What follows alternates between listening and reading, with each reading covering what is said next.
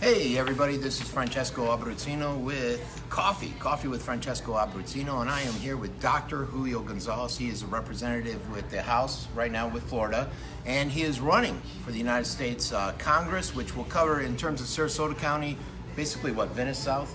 It goes Venice all the way to just skims off at north of Fort Myers, and then it goes all the way east to Lake Okeechobee. Lake Okeechobee. So you'll be over that algae area. I have been over that algae area. All right, so pretty massive. What I'm going to do is normally what I like to do. I have a bunch of questions to ask them, but I allow them an opportunity to get out any issues that have been out there that may be negligent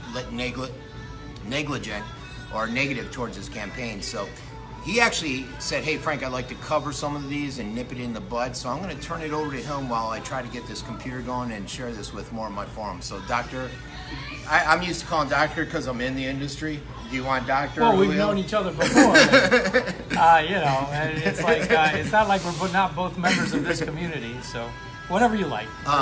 So go ahead. You just came back from a court date. We had to delay this. Why don't you go ahead and just net that one. It's a story, guys, I didn't even want to share. I haven't shared because I think it has nothing to do with his campaign. So I didn't share it at all. I don't know. I don't think it should have been put out there in the way it was, especially for the headline readers. And so go ahead. I'll leave it up to you. Well, it was a non-issue. Yeah. And the headline that came out on the newspaper was that I was being accused of negligence. And what was amazing about that is that I'm not a party to the suit. I'm not a defendant. And it was leaked by my opponent from District 16, my opponent who doesn't live in the district. And sorry to interrupt you, that's one of my biggest pet peeves is the carpetbaggers that come in here and run, and I'm amazed that Stubby's running. He doesn't even live in the district. I've interviewed Mr. Atkins, nice guy. He lives in Port Charlotte. You've lived here forever. You got a business here in Venice. Yep. Stubby's way up. Isn't he up by Siesta Key or something? He lives in North Sarasota County outside of the district. So let me ask you, so has he interviewed with you?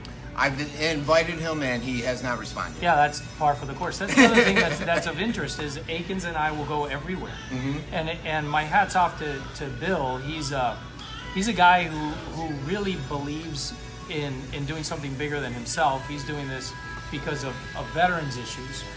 And he joined the race before any of the information came out that Tom Rooney wasn't going to run. Mm-hmm. And so, like he likes to say it, he goes, now I have to deal with these two, when he actually joined the race before we ever got into it. But he's a good guy, and I think the fact that he interviewed with you is a testament of the fact that he really wants to reach out to voters and whatever. So here I am promoting his camp, but nevertheless, let's hear about yours. But nevertheless, I gotta pay credit where credit is due. On the other camp, Greg, he doesn't show up to debates. He doesn't show up to forums. He'll leave very quickly. And like you've experienced, what you've experienced here with him not agreeing to even be with you on your program, especially when the Venice Scoop is such a big deal in our community, is not so. I would have told you. I would have predicted. Let me tell you something else about the Venice Scoop. Yes. Your coverage. I'm calling it coverage. I'm putting you on the reporter label. Your coverage of Hurricane Irma. Yes. In the morning after that hurricane came through, it was like 6 a.m. You were out. I was driving around. Yeah. You were driving around, and you put images up of Venice Avenue, mm-hmm. West Venice Avenue, and all sorts of places. And we were in Orlando. We had spent the night at my father-in-law's house because we thought we were going to get flooded out. We were in a zone. And as it turns out, we got the hurricane worse with him than we would have stayed home. But nevertheless, the point is, we were there at 6 o'clock in the morning, and we're watching you driving by our neighborhood, and we're like that, just confirming our plans to just get up and get back home. Get back home. So that was a great public. Well, I'm glad I could help. Yeah, I got a lot of people were glad I did that. So that was really amazing. I put it out there. That was really amazing. But anyway, this thing is a case where I'm not even a defendant. It talks about the evil that goes on, number one, in medical malpractice suits, and second, the evil that goes on in campaigns and political campaigns. They will stop at nothing to berate, discredit, just demean anybody who dares to stand up for something that's good and proper.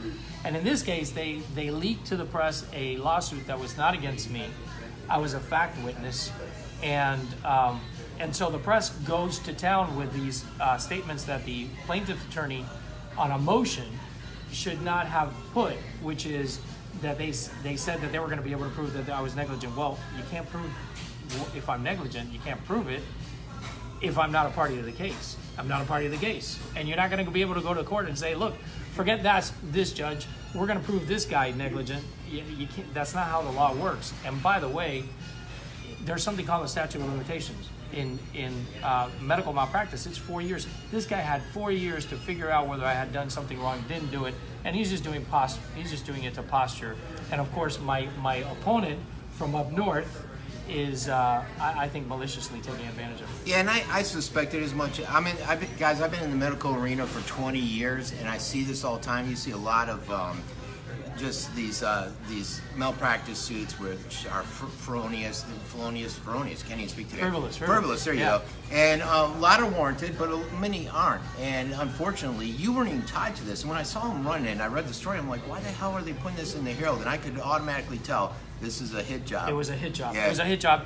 And what they forced me to do, which was what we were trying to prevent from happening, is we're trying to prevent the video deposition from getting out, because we knew it was going to be like, just a heyday for somebody who wants to meddle with the election. Talk about election meddling, right? Mm-hmm. And so what we want to do was just look. This has to do with his family. This has to do with my partner.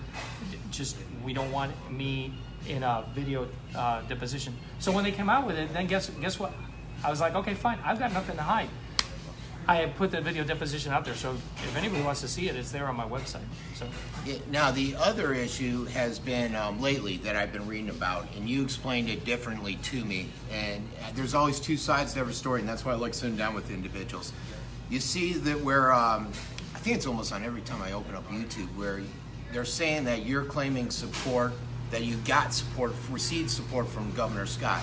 You explained to me, Governor Scott doesn't give support. He doesn't come out and say, this is my candidate. What he does is go out to events with the people that he prefers, et cetera. Why don't you elaborate a little bit? Okay, well, yeah, he does support. Okay. What he doesn't do is endorse. Endorse, okay. Right. So the governor doesn't, everybody knows.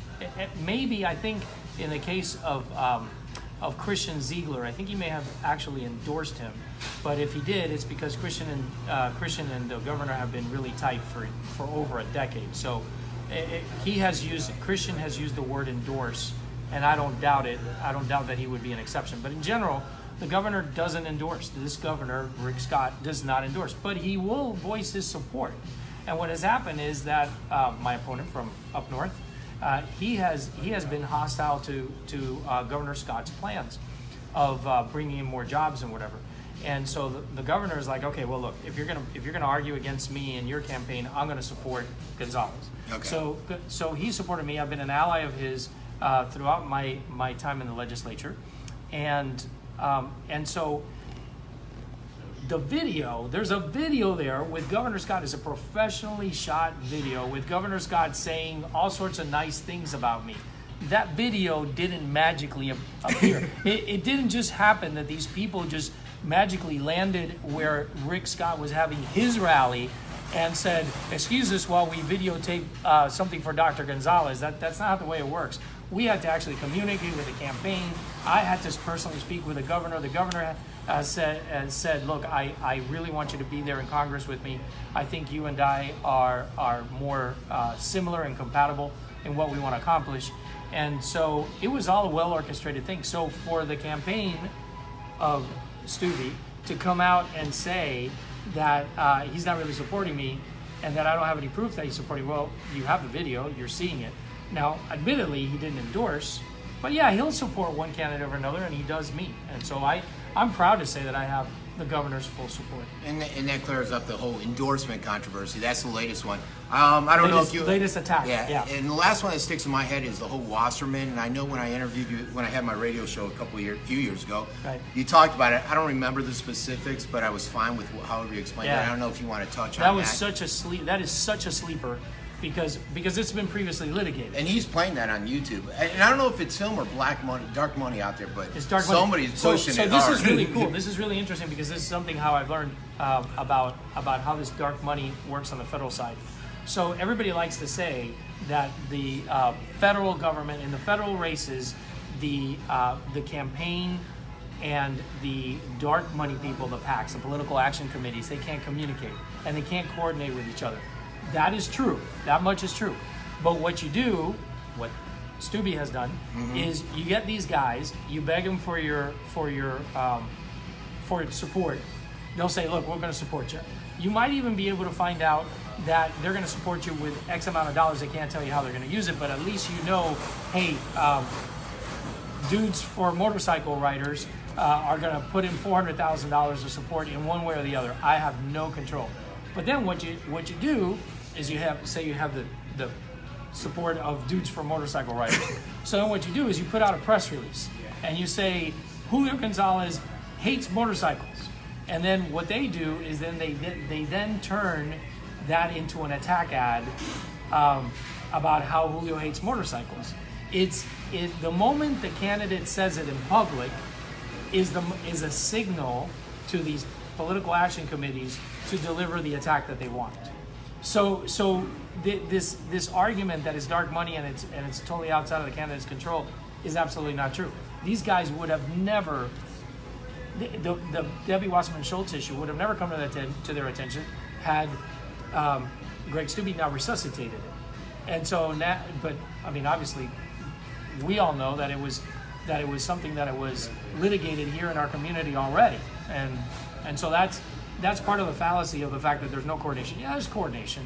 They're helping. There has to be some coordination because I got to tell you, I've never seen so many hit and negative ads on somebody one after another and one-sided. They're all against you. Right. And I know Mr. Aiken's bill isn't doing it because when I talked to him, he said, no, I'm not doing that. I talked to Doc Julio. We're not doing that. We're in agreement. We refuse to do this attack campaign. We want to run on the issues. And so I'm assuming it's only coming from one other person. Only coming from one other. Yeah. And as evidenced by the fact that the only attack ads that you see are against me. I mean, it's all against me. I open YouTube, I can see it. Every freaking time. Every time. and the problem is, look, if I'm a ethically challenged kind of a guy, and you want to point out that I'm an ethically challenged kind of a guy, well, then I have to deal with that, and I have to answer.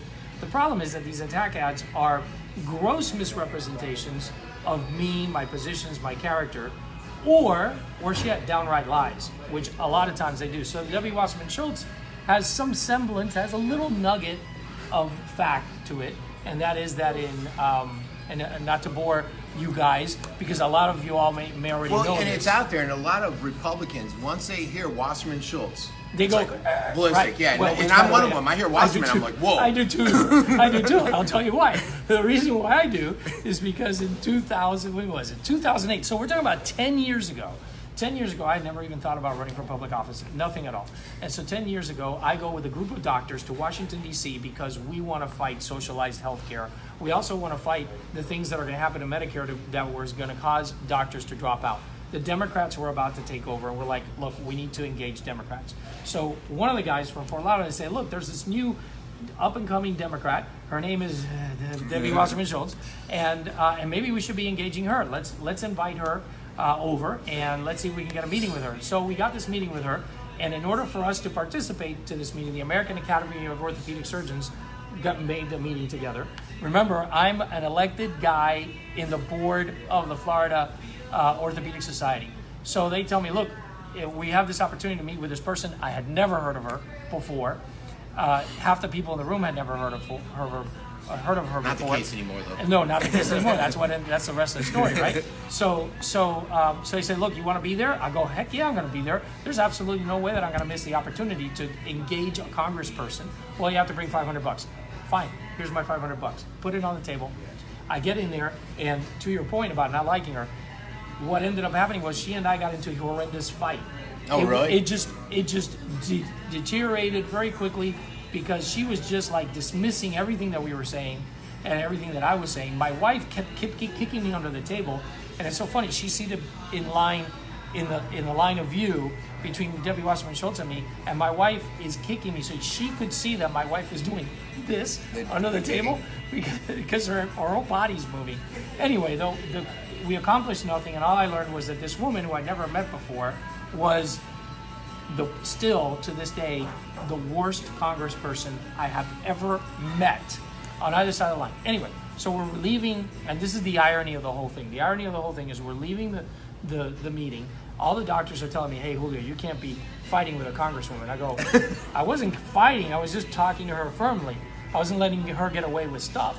And I said, well, you can't be doing that because you just can't. And I go, and then I said, remember, I'll never forget this. I said, well, if you're telling me that I can't discuss things strongly, firmly with a congresswoman, and I'm seeing the type of crapola congresspeople that are out here, then the only thing that's left for me to do is to run for office myself.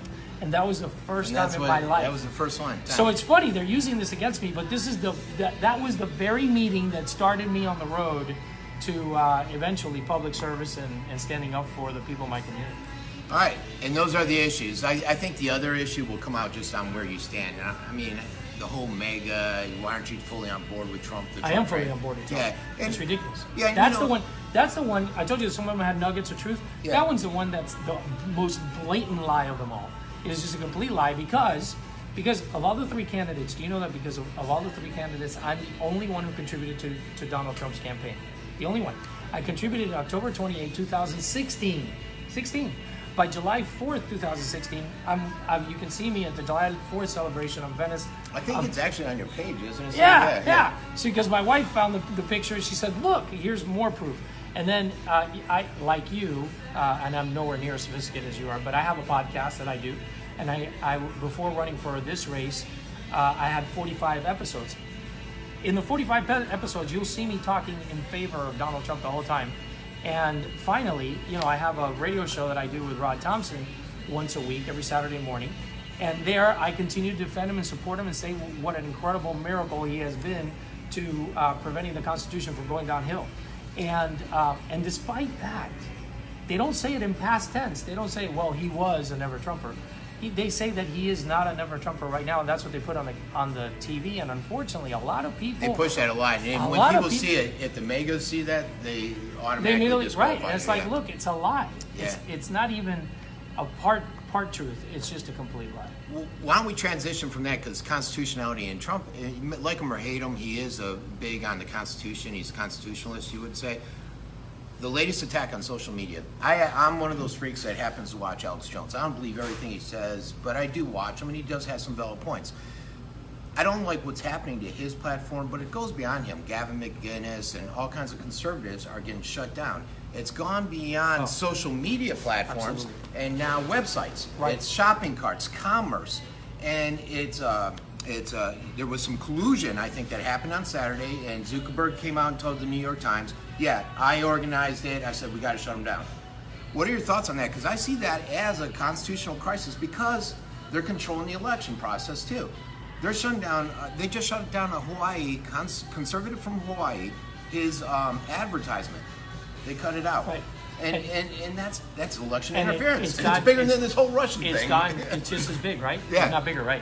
And it's actually certainly more real. And the other thing that they did is they shadow ban on Twitter. Oh, yeah. They shadow ban conservative sitting members of Congress. It's not like fringe people who are out. How amazing was it that they did it after that meeting? And what's his name? Matt Gaetz? Yeah, he found out the day after the meeting. He's like, hold on, what's going on? Yeah, it's crazy. So here's the thing. I think it's a First Amendment issue too. Now here's what I think. Look, for example, if you're doing your show and you're doing your broadcast, then I think you have all the right in the world to pick your guests and do whatever you want. But these guys are doing something different. These guys are being the conduit of all speech. And it's not that they control a small percentage of speech that goes across the internet. They control huge, massive amounts. So they are virtual cable broadcasters or virtual TV broadcasters. And I think that the precedent has already been set on TV and radio programming through all the way to Supreme Court, where Congress has been able to regulate regulate suppression of speech, meaning that Congress has been in a position to prevent one viewpoint from being favored over another. Unfortunately, I'm seeing, and I don't like the government. I certainly don't like Congress getting involved in just about anything in our lives. But unfortunately, I'm seeing very other options here to solve this problem of selective suppression of political viewpoints, other than to say, look, you got to honor all points of view, and if you don't, then there's going to be a complaint process by which the aggrieved can seek grievances from. Well, let me ask you this. If you get in Congress, because a lot of people are like, okay, there might be a process. Who knows what it really is? You got to go to the FCC, file grievance, maybe regulation. Who knows? It doesn't seem like the Congress has the backbone to follow through. A lot of the people have contributed that lack of backbone to our leader, who's not going to run again. Congress. Paul Ryan. Paul Ryan. They've Right. attributed it to him. Right. What would you do? You're a Congress member. What could you do as one individual out of many to try to say, hey, we got to stop this. We got to put an end to it. It's not one individual, and that's. I went to a couple of.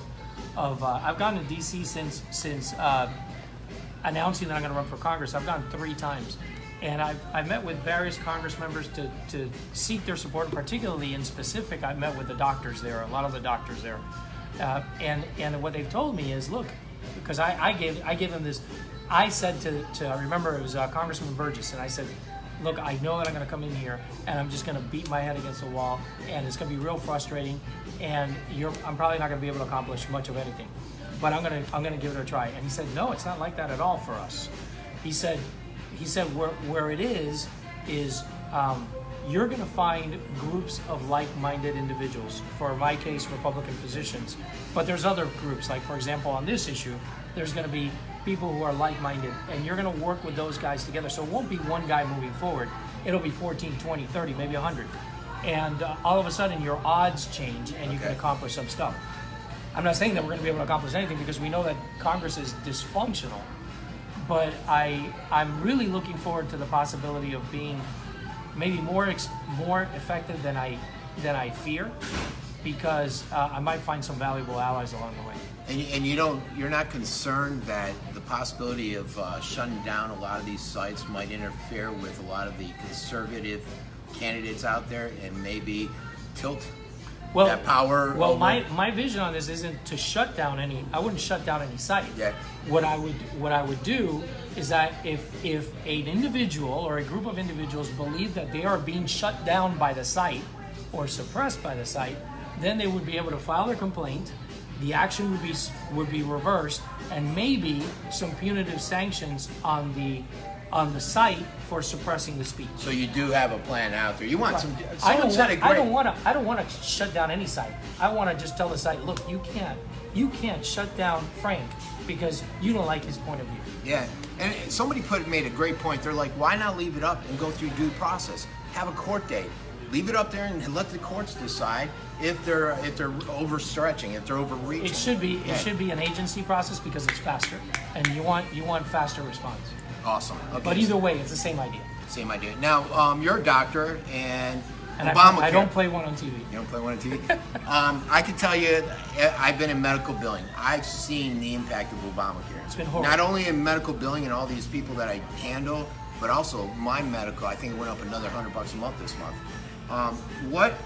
What's your plan? What do you want to do to go in there and try to fix this broken system? I think the important thing. Well, first of all, there's so many angles to that question, and it is. And I find that my answer differs depending on how somebody phrases it.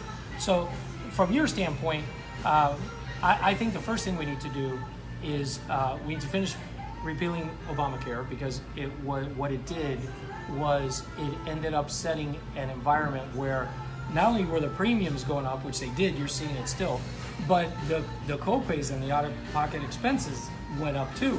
So it was a double whammy. So I would get rid of that. I think what we need to do is we need to go from the way you phrase the question, where I think we need to go back to the point where we foster an environment of greater competition within each state for insurance companies. So we don't have one company or two companies or three companies in a state so cross running state a lines. lot of. Well, you can do that by crossing state lines.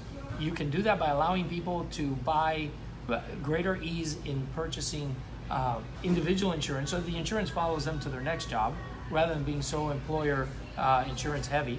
You can do it by diminishing the regulatory restraints that prohibit an insurance company from entering one market or another, and you make it easier for them to enter. I think the easiest thing that we can do is if we can get more insurance companies to work in the same market, I think it's going to lower premiums, period, in the story. Oh, yeah. I think the other thing that Obamacare did is it restricted the different types of products that the insurance companies were able to offer.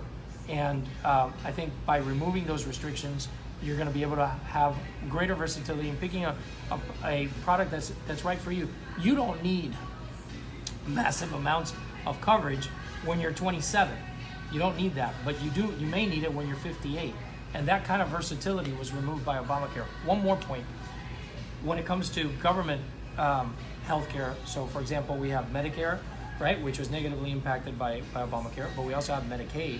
Huge issue. The issue with Medicaid is that they put so many strings, they attach so many strings to a state accepting federal dollars that it either created a cookie cutter approach, which everybody knows Florida is not Wyoming. So why would we do a cookie cutter approach? And second, it kept a lot of states from being able to design a system that would suit their constituents. I'm much more in favor of something called block grants, which is where you offer the grants to the states for a certain purpose, but you let the states design the inner workings of the program. Okay. And you know, something else I noticed, and I didn't catch this until one of my physical therapists, he told me about it, and I kept saying, man, Ambetter pays great. And I thought they were Medicaid. And he's like, no, Frank, they're actually Obamacare. And I'm like, Obamacare? I don't know if you've ever dealt with Ambetter. They pay better than most PIP carriers, almost at over 200%. And I'm thinking, you know, maybe that's part of the problem too, how much is being paid out. Well, that's actually a threat. And that's part of the reason why I don't want the federal government to be involved with this, because I think you may have seen this on your side of the healthcare industry. But on our side, it's been pretty bad. For example, I'll never forget, about 10 years ago, Medicare, CMS, which is the program that administers Medicare, the federal program that does that. CMS decided that it would be a good idea to have more cardiac stents placed. They thought, CMS did, in its infinite wisdom amongst the bureaucrats in Alexandria, Virginia, they thought that it would be a good idea because maybe we could prevent heart attacks by doing that. So they jacked up the reimbursement. So all the cardiologists go, wow, this is great. This is absolutely great. We're going to build all these outpatient cardiac catheterization centers. And you saw them pop up here in Sarasota. Mm-hmm. So what ended up happening is 5 or 6 years later, after everybody invests, takes out their mortgage, they build these centers, they're thinking that they're going to make enough money to pay back all these loans. Medicare says, you know what? Our bad. We actually are doing too many cardiac stents, so we're going to cut it by a third. They cut it by a third. They all started going bankrupt. They ran to the hospitals, so a lot of them got hired by hospitals. In 1 year in Sarasota, the city, so north of where we are, we're in Venice right now. Yes. In 1 year, the Sarasota, the city, lost 12 cardiologists. They moved out of this community because of that. Is that part of the reason why Northport's having such a hard time with That's specialists? part of the reason why Northport is having a hard time with specialists. It's across the board. But Northport is having a particularly rough time because it's always easier to practice if you're a specialist if the hospital is close by. And so look, I have my practice here in Venice. Right I've got a hospital, Venice Regional, right down the street, and I've got a couple where I have privileges, but other, Englewood and doctors. But I got to tell you, it's a real hardship for me to go to doctors, Englewood and Venice Regional on the same day. I mean, that's really rough. But Northport, you have the same problem in that you opened up your shop in Northport, and your responsibility or your specialty is one that is responsible for mostly inpatient care, where you have to drive 30 minutes in either direction just to see your patients in the morning. It's really tough to do that. I think I'm in total agreement that Northport should have its own hospital. Yeah, and unfortunately they were shut down. Another thing, we were talking about rates. It's funny, I don't even know if he knows this. Medicare, they pay something like $1,200 for a TENS unit based upon your CPT that you're putting in, and it's the same TENS unit that my doctors buy for $20. But that impacts the overall stability Well, the other of thing that Medicare. if you do a procedure, another thing that we found, and we're fighting it, we physicians are fighting in Congress, but I would fight against in Congress too, is a physician does an injectable procedure like a back TPI injection, or epidural injection, and they get paid, I don't know, a few $100. Mm-hmm. If that same physician does it in a hospital, Oh yeah. it's like $11,000, $10,000. So, which is why a lot of these doctors are getting hired by the hospital, because the hospital just wants to just suck out all this money from the system. Appropriately so. I'm not saying that they're saying anything wrong. They're just seeing the opportunity. Mm-hmm. What is wrong is government interfering with market forces, because naturally what would happen is everything would fall into a steady state. And this idea that you should be, just because the same procedure that I could do right there at that bench over here at Dunkin' Donuts, that I should be paid 15 times more just because I do it in the lobby of the hospital versus this room over here is unconscionable. It's crazy. It's unconscionable. It's Yeah. crazy. Yeah. And that's let's hop over to something completely different. I can still carry. Yeah. Got one in my pocket everywhere I go because I got a bunch of idiots after me. What's your thoughts on the Second Amendment? I'm pretty hardcore. And I get very nervous when people want to just take care of these little pieces. Not even a bit. Because they seems to get one piece here, one piece there. I'm hardcore. Right, And the hardcore. reason why I'm hardcore, I think there's 3 reasons that we ought to have a robust right to keep and bear arms. The first one, which I think is like virtually nothing, is this deal about hunting. Well, look, the Second Amendment wasn't created so we could hunt. That's not the purpose. The second one is getting closer to matters of great importance, which is the one that you brought up, which is your self-defense. You definitely ought to be able, as a right, to carry for the purposes of your own self-defense. But the third one, which is the one that the left really likes to argue against, is this issue of it is a check on government power. It is an absolute check on government power. It is a check on tyranny. All you have to see is what happened to my parents in Cuba. All you have to see is what happened to Jews in Nazi Germany, right? In Venezuela, in China. The first thing they do is they get all the weapons, and so, it's difficult to in a country as great as ours, because ours is the greatest country in the world, is the most exceptional country in the world. But in a country as great as ours, it's difficult to palpably see the correlation. But do not doubt me. The correlation is real, the correlation is there, and all you have to do is give an inch, and you'll see the cascade go downhill. And I think China, I'm not sure which official was years ago, said one of the reasons we always have to think twice and think hard if we were to invade the United States is the amount of gun holders that are in that. It would be a disaster. Yeah. And as a matter of fact, a great example, I didn't even cover that, which is our defense. That's really what the framers talked about in the Second Amendment, because they mentioned a well-regulated militia. Except that in those days, the well-regulated militia, they could have argued, was actually against the federal government, because they felt threatened by the federal government. So they wanted the states to be able to keep and maintain the well-regulated militia against an overarching, overtly zealous federal government.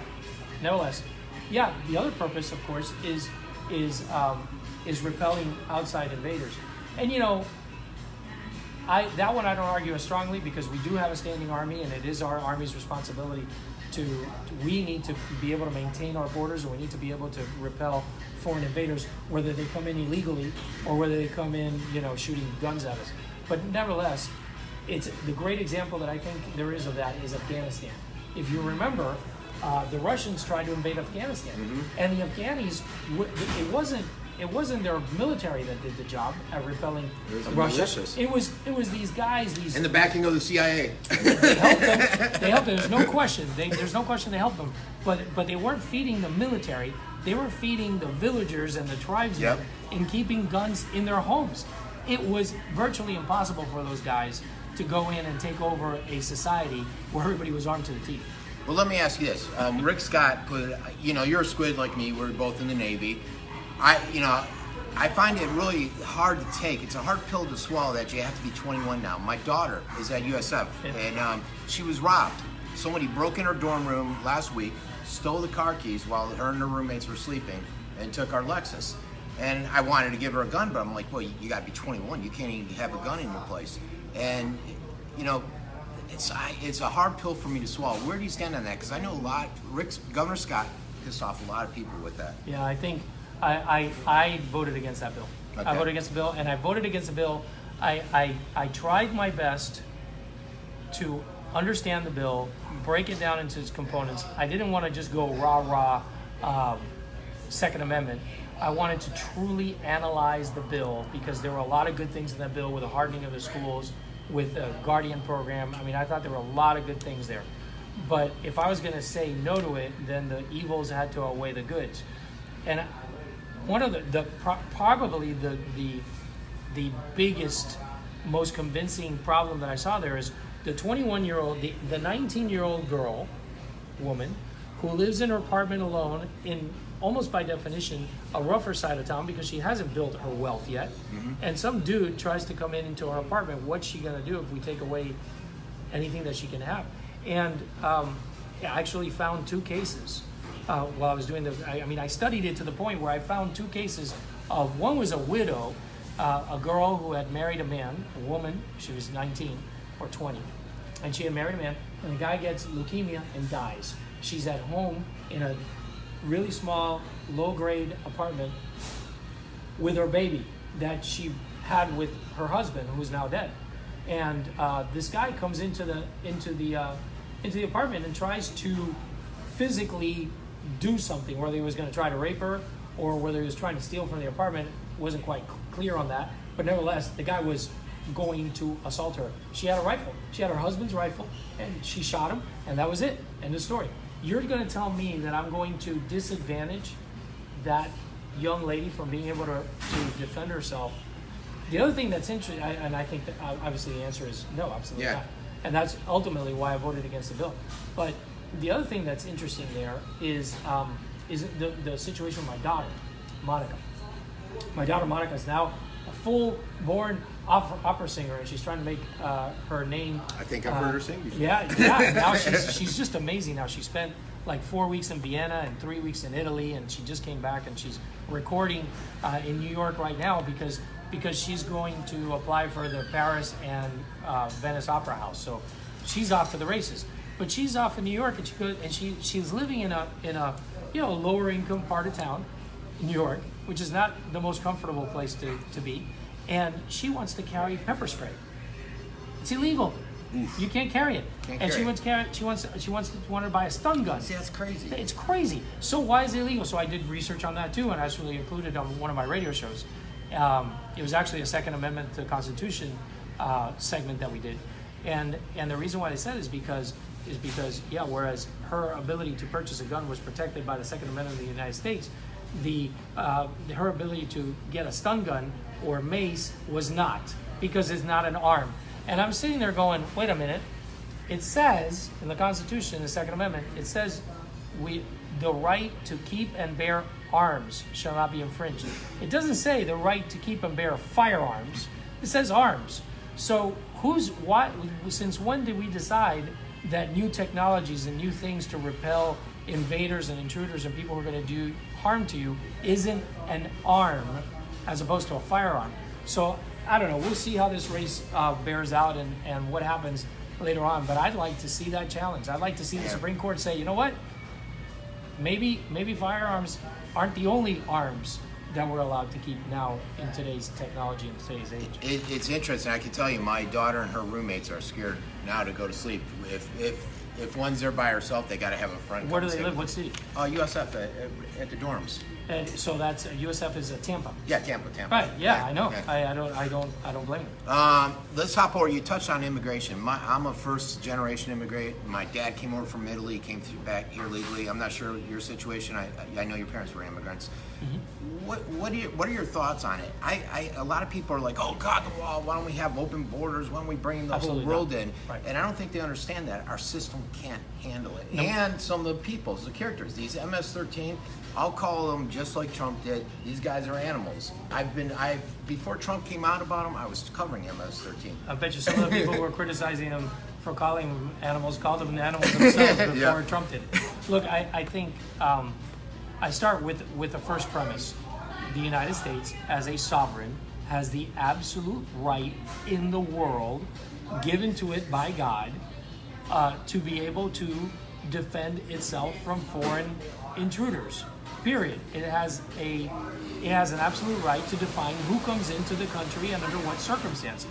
So if that's the case, then anything that we do to seal the borders is totally appropriate, because if there's a reason, what are the reasons? Well, MS-13, people with nefarious intent, people who are just going to come here and utilize our services and suck out all the tax dollars that we collectively put in together. And then how about the future posterity, the future makeup of the country changes? We have all the authority in the world to make sure that our country has certain qualifications and qualities. And I don't think there's anything unethical or immoral about it. So, I don't buy this global.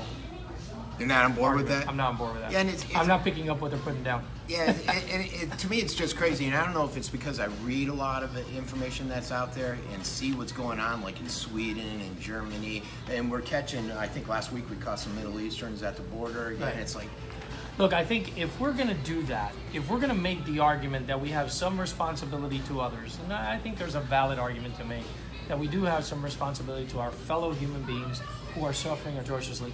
I don't know how much we can do for the whole world, but I understand that if there's an opportunity there for us to be benevolent and help out others, then maybe we should consider that as a Christian country. But the appropriate answer is not just to open the borders and let everybody gobble us in. The appropriate answer is to help them wherever they are to establish a system of government that's self-sufficient. how come you don't hear that too often? And I think that's one of the greatest How ideas. come you don't hear that? I don't know. Like, I don't know either. You know, and I hear on some talk shows people talk about it, but a lot of people don't talk about the fact, why aren't we doing more to help them in Mexico? But a lot of people say, well, Mexico's just too corrupt. Well, you know, and remember, I said where there's an opportunity. Yeah. So look, I'm not saying that there are that we should be doing in all countries.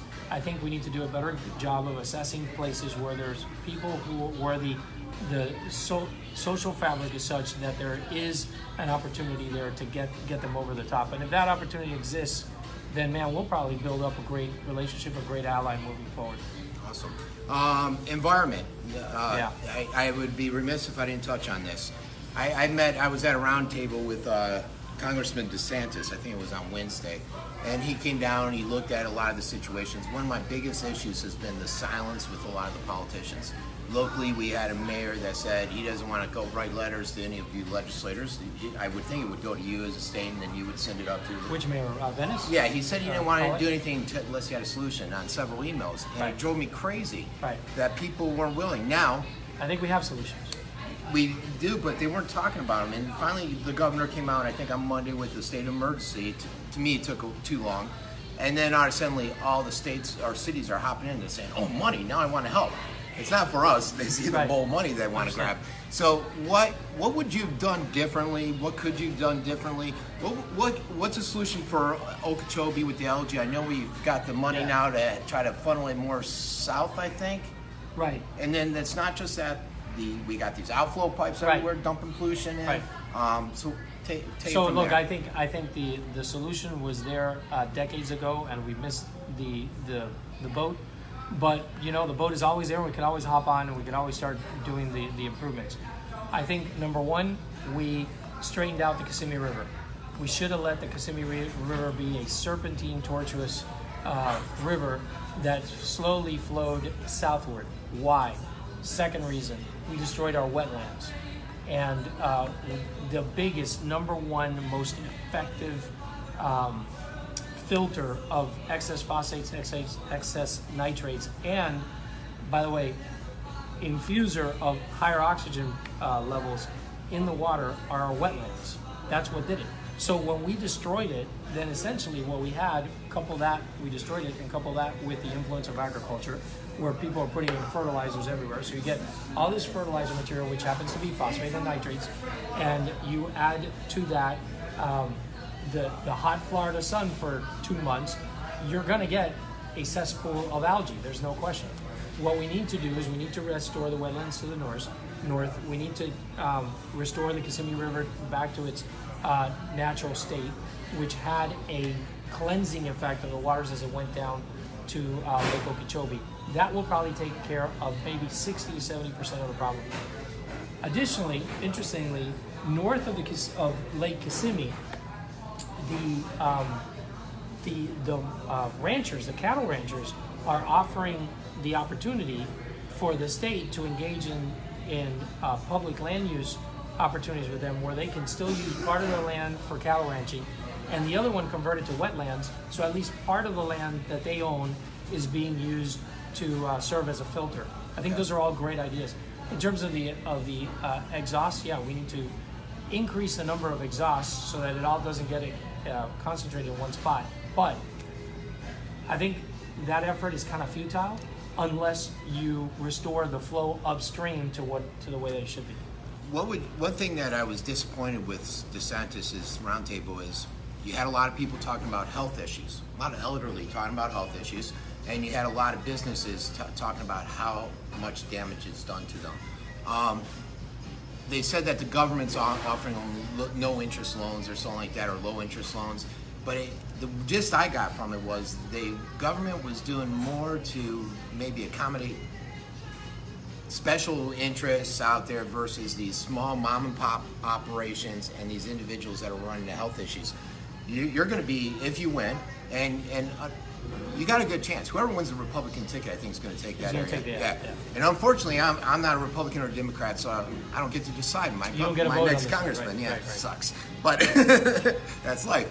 What are you going to do? Because that's your area. The hardest hit area, you guys, is where he's going to be the congressman.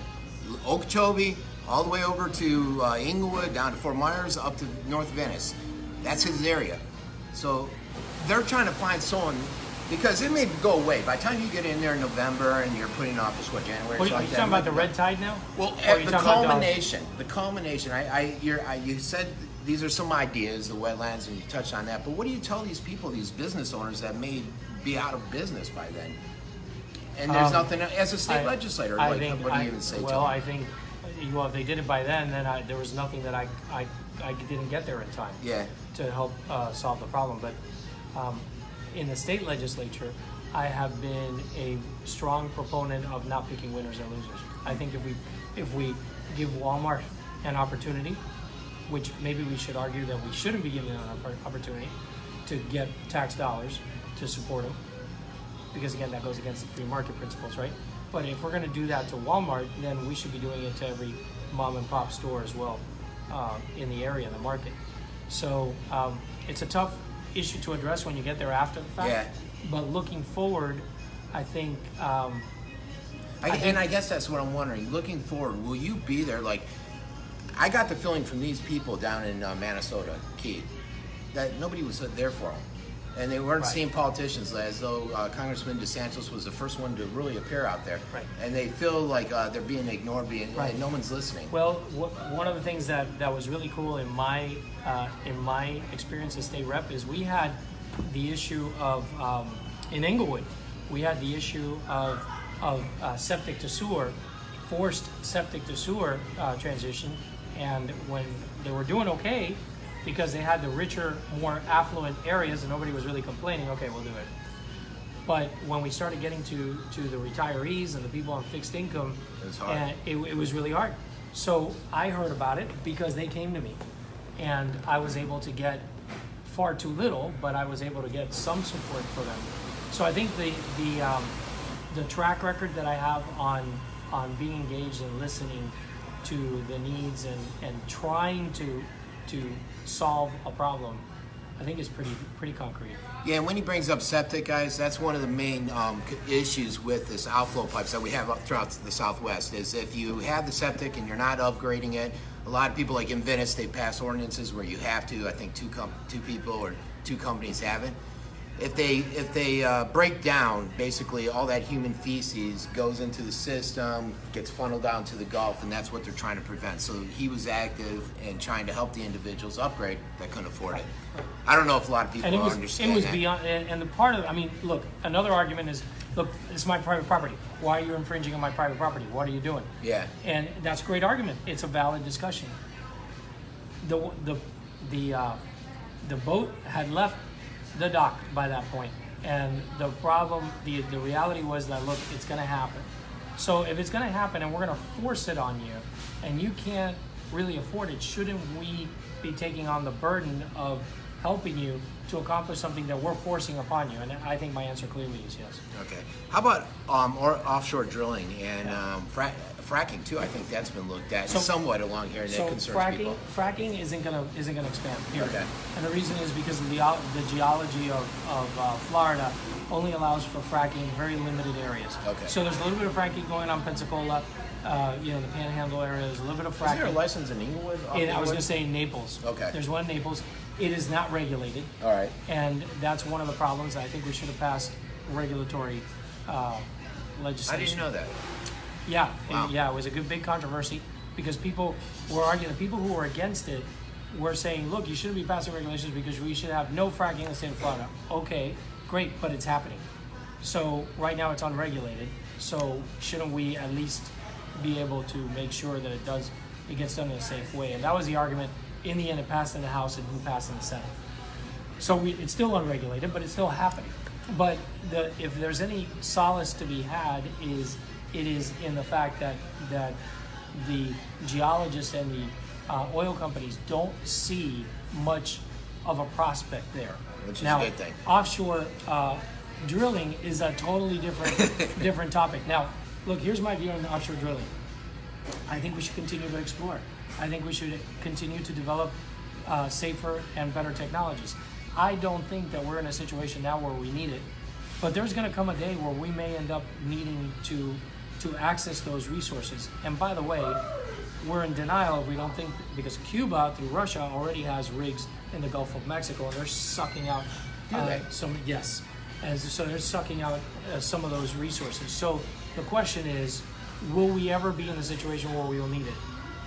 I don't know the answer to that question in the near future, but going in ill-prepared and being reactionary because we have prohibited even the exploration and the development of technology, I think is the wrong answer.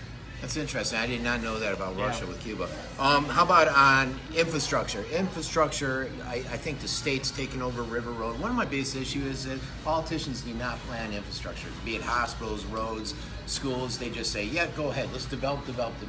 So that's one of your initiatives that you put on your website. The River Road, yeah. Yeah. What's your overall view? You'll be in Congress. What could you do for the area of Venice down to Fort Myers? Well, it's not very much directly. What you can do is you can work to provide funding to the state. Which is a lot because they don't have funding yet for River Road. That's right. It's a big deal. It's a big deal.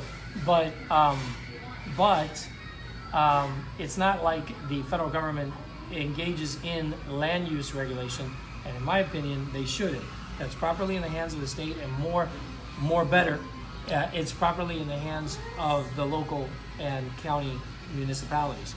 So, but where the federal government can help is it can identify a need for funding and can provide assistance to the states to allocate the resources in the way that they see fit. Which now brings us back to the discussion about Medicaid that we had earlier. Again, I would be a proponent of giving those allocations with very few strings attached, because again, I believe that the decisions are better made at the state level rather than the federal level. Okay. And how about on jobs? And one thing I see with jobs is, Trump, I voted for him. I like the guy, but I'm not a mega guy. I see issues, and I'll call him out on it.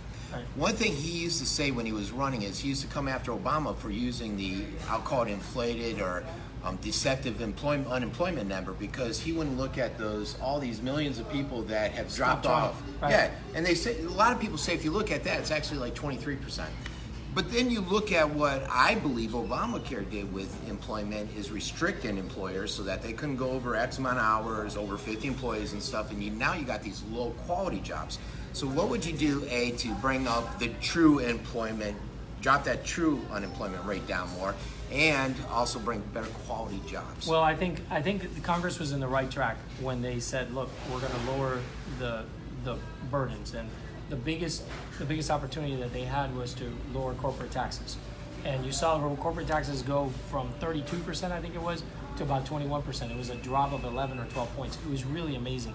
And all of a sudden, you saw the stock market go off. Companies started hiring. You saw the GDP grow. You saw the unemployment rate come down. Admittedly, the unemployment rate comes down slower than it really does, because now all of a sudden these people who aren't looking are looking again, and they all of a sudden are back on the radar screen. But nevertheless, you see that, and you see the amazing effects of government getting out of the way. And I think if you look at the Austrian School of Economics, and if you look at Adam Smith, and you understand what they're saying, essentially what they're saying is the less you stress the system, the more efficient the system will be, the more opportunity will be for you to get wealth, but also the more opportunity there will be for other people to get a job off of what you're pursuing. So again, I think the number one most important thing is we need to get federal government in particular the heck out of the way so that people can go and produce. How about security? North Korea, there's a lot of reports that they're not playing ball and that they were just playing Trump along. And there's reports that they're in cahoots with China and they're still working on their nuclear bombs and all that stuff. I don't know if that's accurate. I don't know who to believe anymore. How would you handle something like in North Korea, like Russia, NATO's pissing off Russia? You're seeing a buildup there.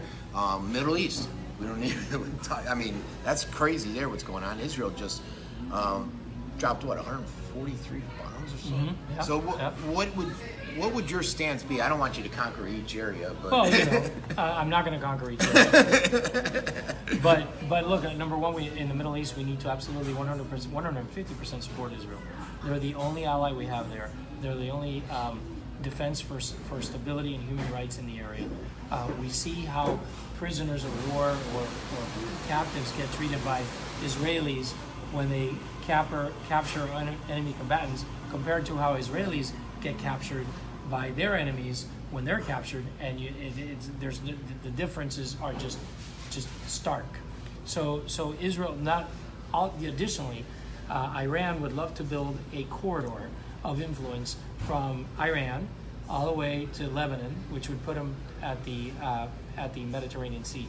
They would love to do that through Syria and Lebanon. Seems like they're being quite successful at it right now. Right. So we need to, in my opinion, we need to do everything that we can to resist that. The other issue, of course, North Korea. You can never trust North Korea. I applaud the president. He's made some significant progress. At least it appears that he has, but it always has to be done under the premise that you can't trust the guys. You have to check them every moment of the way, because those guys will do anything they can to deceive and not play by the rules. So, although that first day I was really happy about what happened, from day one it was like a very hesitant eye. China is going to be a huge problem. Huge. The amount of influence they have in the United States and all the different industries that they've essentially taken over and have influence over amazes me that nobody sees them as an issue, or a lot of people don't. They're a huge issue. The bottom line is we exert. They are more heavily reliant upon us than we are on them. So we've got apparently, seemingly, the upper hand. Problem though is that it is going to take such a protracted and intense national effort. The real question there is whether we have the political will to do it as a country. Let me ask you this. It just popped in my mind. How do you feel about companies like Apple going over there, basically moving operations and giving the keys to the cloud and stuff to China? Yeah, I think that's giving the keys to the cloud. Just to get rid of taxes. Yeah, giving the keys to China is a very dangerous proposition. If companies are going to China, which they are, but follow me. I'm just giving you the hypothetical for the sake of discussion. But I openly acknowledge that they are. if they are going overseas, it's because there's something about their business environment that is better than ours. What we need to do, the most important thing we need to do is we need to improve our business environment so that those jobs don't leave. And I think we're taking the right steps. I think we've made it's very difficult line significant walk. amount of progress. The last issue I have on here to discuss is basically education. I've been interviewing just about a lot of school board candidates, and they've just talked. One thing that stunned me is that in Sarasota County, 1/3 of the third graders are failing when it comes to reading, and they attribute it to eye reading. I was startled by that. I've never heard that Sight reading number. or sight reading? Sight reading, I think I've heard. Yeah, it's ridiculous. Yeah, and so what would you do? I attribute a lot of it to stuff like Common Core. I'm not a fan of Common Core. So where do you stand on issues like that at the national 30,000-foot level? You need to put it back in the hands of the teachers. I think there's so many things that are wrong with our school system. Well, first of all, our families are breaking down, and there's no question that intact families make for better education, and we really need to do things to improve the state of our families. But in addition, the best place for those decisions to be made, in my view, is at the local school boards with the local teachers and their parents. We need to proffer that. We had alternative ideas of what to do when schools were failing in multiple years consecutively, and providing students an out from a failing school system. We need to encourage that. And there's a lot of people that are saying that, well, that takes money away from the public schools. Well, if the public school is intergenerationally failing in that community, then look, we're robbing scores of over a decade's worth of kids from the opportunity to having a fighting chance at being able to provide for their own families. And I think the greater evil is to keep the status quo rather than to not allow kids to have the opportunity to go elsewhere to get their education. Okay. At this point, what I generally do is I'll send it over to you, and you can recap and touch on anything I didn't touch on, give your website, tell if you want volunteers. This is the primaries are August 28th. You can vote. If you're a Republican, you can vote in the Republican Party. If you're a Democrat Party. Basically, I feel in his election, Republican's going to take it. I've seen the finances. I've seen the talent down there, and I think you guys are going to take it. So you got to have your voice be heard if you want to be part of the election process on the 28th. So with that point, I'm going to let Dr. Gonzalez take over in case I missed anything. Give your website. Your website will be on here and your social media. So cool. Okay. Well, thank you very much. Well, once again, I thank you for having me, and I thank you all, the viewers, for tuning in and watching us go at this. At a great place like Dunkin' Donuts here in Venice. They make some of the best coffee. Yeah, they make some of the best coffee, some of the best donuts as well. But look, the bottom line is this: August 28th, vote. Make sure you vote. I don't care which denomination, what party you're in. It's the most important activity that you can engage in as an American citizen. Why me? I'm the most qualified. I'm by far the most qualified individual. I'm an orthopedic surgeon. I exited my practice into the public forum because of the issues that were happening in healthcare. I've been advocating for sane healthcare policy for more than 15 years now. My intensity at advocating for these issues were so great that I actually went to law school to figure out whether these arguments that I was hearing had any water or not. So I'm also an attorney. Yeah, I'm also an attorney, and I've served 4 years in the House of Representatives. I think that I'm uniquely qualified to do it, to serve our community in Washington, D.C. Also, for our veterans, I'm a veteran. I served, you mentioned, I'm a squid. I served on the America for 4 years and served in our nation's military for 9 years. So I know what happens to our families and the stressors they go through. And I know our VA system and how broken it is and what we need to do to fix it. Oh man, we should have touched on that. Absolutely. Yeah. But either way, the point is, look, I think if you look honestly at the different candidates, particularly on the Republican side, I think the only conclusion that you can come to is that you have a really unique opportunity to send somebody with incredibly